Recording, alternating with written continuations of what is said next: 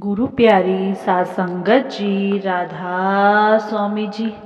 गुरु प्यारी साध संगत जी, दो हाथों से हम 10 लोगों को नहीं हरा सकते, परंतु दोनों हाथ जोड़कर हम करोड़ों लोगों का दिल जीत सकते हैं। साध संगत जी, एक बार एक गरीब बच्चा था। सुबह जब वह बच्चा स्कूल गया तो स्कूल की टीचर ने उसे घर वापस भेज दिया कि जब तक तुम स्कूल की फीस नहीं दोगे और स्कूल की वर्दी डालकर नहीं आओगे तब तक स्कूल ना आना। वह बच्चा घर गया और माँ को बताया, माँ, टीचर ने मुझे स्कूल से बाहर निकाल दिया है। वह कहती है, जब तक तुम्हारे पास वर्दी और स्कूल की फीस नहीं होगी तब तक तुम स्कूल मत आना। उसकी माँ बोली, बेटा, मैं तुझे और नहीं पढ़ा सकती, मेरे पास अब ज़्यादा पैसे नहीं हैं। वह लोगों का काम करके कुछ खाने का बंदोबस्त कर देती थी। उसके पास फीस के पैसे नहीं थे। उसके पिता पहले ही गुजर चुके थे। अब वह माँ बेटा ही रहते थे। उसकी माँ ने बाबा जी से नाम ले रखा था। वह भी कभी कभी माँ के साथ सत्संग घर चला जाता था। एक दिन उसकी माँ ने उसे कहा था कि बाबा जी सबकी मदद करते हैं। वह बात उसे याद आ गई। उसने एक चिट्ठी लिखी और वह लेकर पास के सत्संग घर में चला गया। गेट के अंदर जाते ही वहाँ पर एक मेज़ पड़ी थी। वहाँ पर उसने चिट्ठी रख दी और हाथ जोड़कर बोला, बाबा जी, आप मेरी मदद कर दो। एक सेवादार यह सब दूर खड़ा होकर देख रहा था। वह वहाँ गया। उसने वहाँ से वह चिट्ठी उठाई और चिट्ठी पढ़ी। उसमें लिखा था, बाबा जी, आप मेरे को स्कूल की वर्दी लेकर दे दो ताकि मैं स्कूल जा सकूं, और मेरी मम्मी को पैसे दे दो ताकि वह स्कूल की फीस भी दे सके, क्योंकि मेरी मम्मी के पास मेरे स्कूल के फीस के भी पैसे नहीं हैं। सत्संग घर वालों ने उस बच्चे का पता किया कि यह किसका बच्चा है और उसकी माँ के पास जाकर बात की कि बहन जी, हम आपके बच्चे को पढ़ाई की पूरी जिम्मेदारी लेंगे, लेकिन आप उसको यह मत बताना कि यह सब हम कर रहे हैं। उसको बस यही लगना चाहिए कि उसकी मदद हमारे प्यारे प्यारे बाबा जी ने की है। सत्संग घर के सेवादारों ने उसकी माँ की पूरी मदद की। उसके लिए कपड़े, किताबें और फीस सब कुछ दिया। वह बच्चा पढ़ लिख कर आज नौकरी कर रहा है और सत्संग घर में सेवा भी करता है।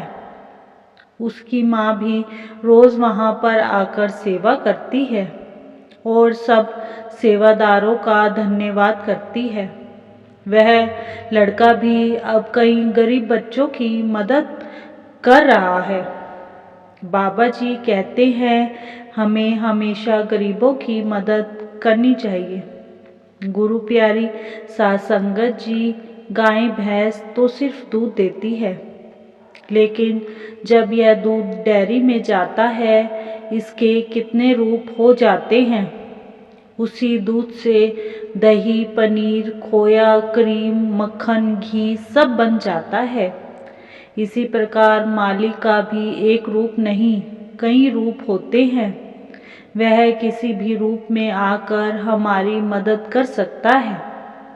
इसी के साथ एक छोटी सी साखी और है। एक बार एक पति पत्नी ब्यास भंडारे में गए।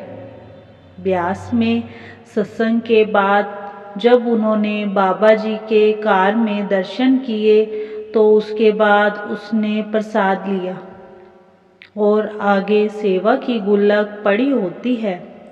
जैसे ही वह सेवा डालने लगी तो उसके हाथ की अंगूठी भी सेवा पेटी में चली गई।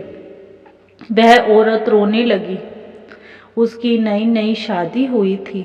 उसने सेवादारों को कहा कि वीर जी, मेरी अंगूठी भी सेवा पेटी में गिर गई है। कृपया करके आप मेरी अंगूठी मुझे वापस कर दीजिए। सेवादार हंसने लगे। बोले, बहन जी, हमने आपकी अंगूठी लेकर क्या करनी है?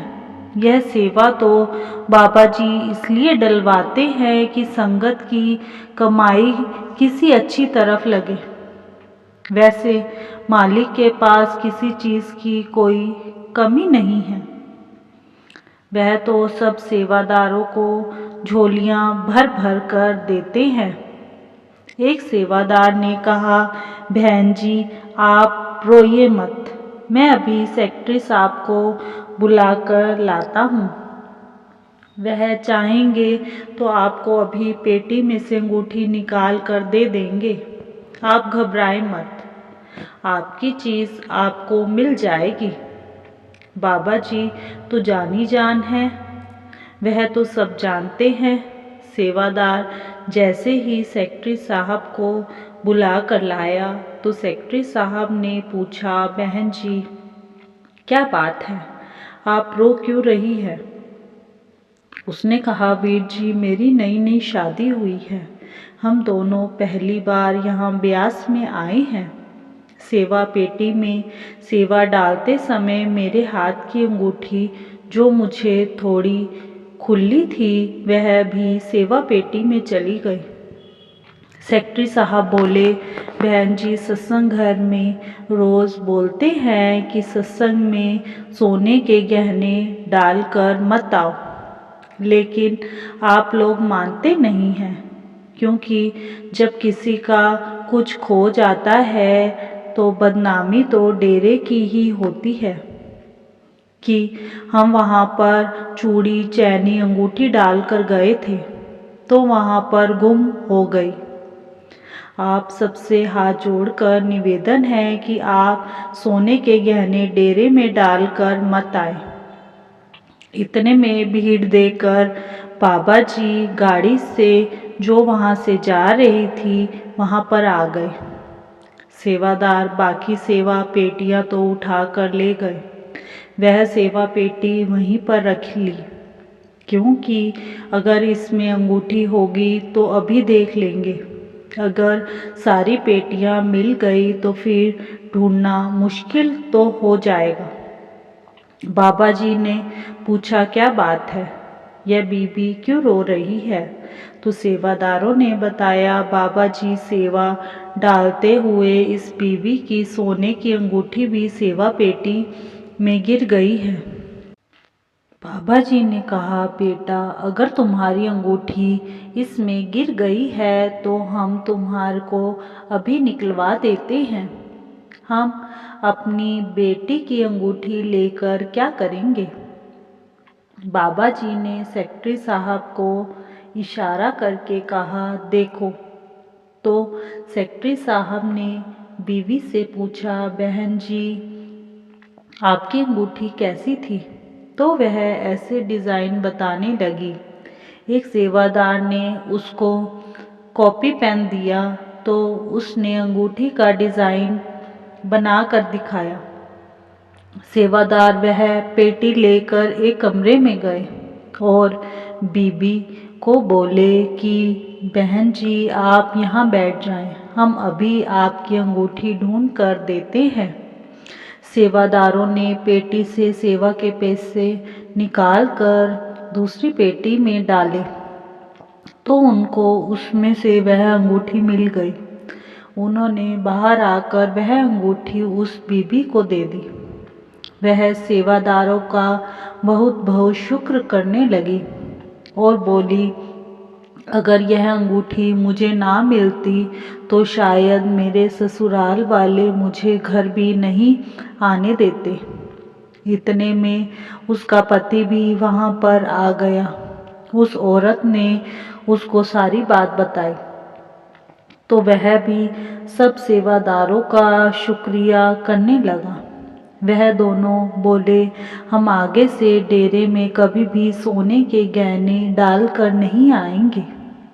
सत्संग घरों में रोज बोला जाता है कि सत्संग घर में सोने के गहने डालकर मत आए, इसमें हमारा ही फायदा है।